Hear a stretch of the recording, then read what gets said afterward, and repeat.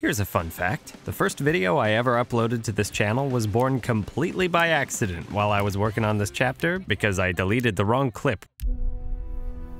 If chapters 1 through 8 were our training, 9 and 10 are the final boss. And given the spreadsheet we used to monitor our progress, they even had a health bar. We pulled out all the stops on these ones. Scene reordering, consolidation, dialogue trimming, sound design, color grading, visual effects, and compositing. It's safe to say that these last 2 episodes represent the culmination of all of our hard work. And it's kinda janky, but I'll get back to that. Materially, there's a lot going on in this one. We use a single shot from the original Chapter 9, a scene from 10, 11 for roughly the first half of the Haven stuff, 12 for the other, and an insert shot from 14. In previous episodes, each slip of paper represents a scene, but the Haven chapters don't really have scenes as such. Most of the action takes place in one location, and while there's a lot of cross-cutting between characters, there's rarely a neat dividing line between sequences, so rather than printing slips for each scene, we cut the episode up into a series of beats. Things like Cinder teasing Jean, Hazel's introduction, or Oscar smacking Leo in the face so hard that he flies off in the wrong direction are all beats. Back in the 2020 paper edit, every Redux chapter fit on a single A4 page, but these last 2 needed 3 each. I'm not gonna even bother recreating that. To put it simply, we just made everything faster. Dialogue is snappier, the camera's more active, there's this incredible transition, which was Random's idea, not mine.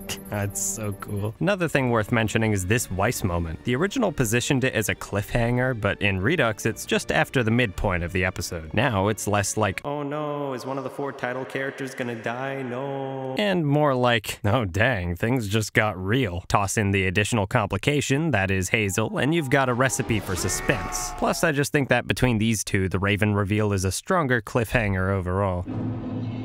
The vibration sound of Crow's scroll changes character slightly when he pulls it out.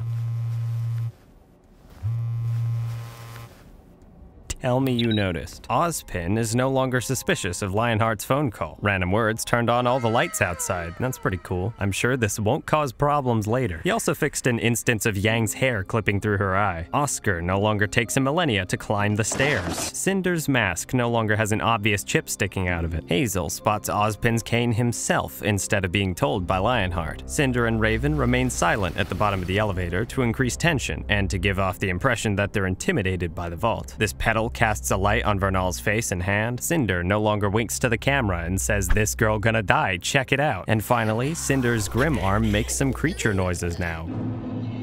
The biggest problem-solving challenge we were confronted with when editing Chapter 9 was the initial fights, or lack thereof. Ruby gets tackled by Emerald, they go off-screen. Mercury approaches Yang, they go off-screen. Crow approaches Raven, they go off-screen. Vernal approaches Weiss, they go off-screen. Every character is in their own little bubble, and it feels like we're cutting away from action before it can even begin. But there just wasn't a lot of footage to choose from in this initial sequence, so we ended up drawing material from multiple chapters to make it work. Here's the Redux sequence. Ruby still gets tackled to the ground by Emerald, but instead of cutting to Jean and Cinder, Yang is brought into the mix, shouting Ruby's name. Mercury asks for an apology for his leg, and Yang starts running towards him. Cut back to Emerald fighting Ruby. She catches a glimpse at Yang charging towards Mercury and uses her semblance to blind her. All we have to do is insert the Emerald semblance sound effect, and oh, I forgot to turn it on.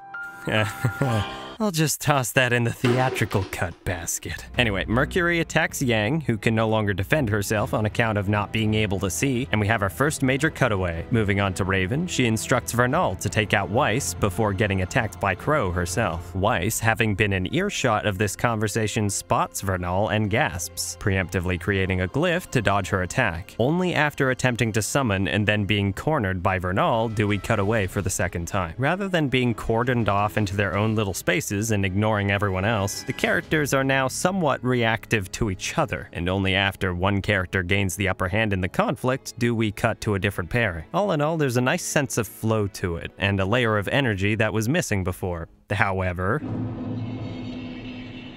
it's fast. Very fast. perhaps even too fast at points. This sequence especially can be a bit overwhelming. I'd make the argument that it contributes to the feeling that these characters are being ambushed, but I can also imagine the quick cuts being confusing to follow. Speaking of confusing, background continuity is dead. If you were one of those people who was bothered by characters teleporting in the original, I'm sorry, but we made it worse. And Ren and Nora once again draw the short straw, getting one line of dialogue each. I feel so bad.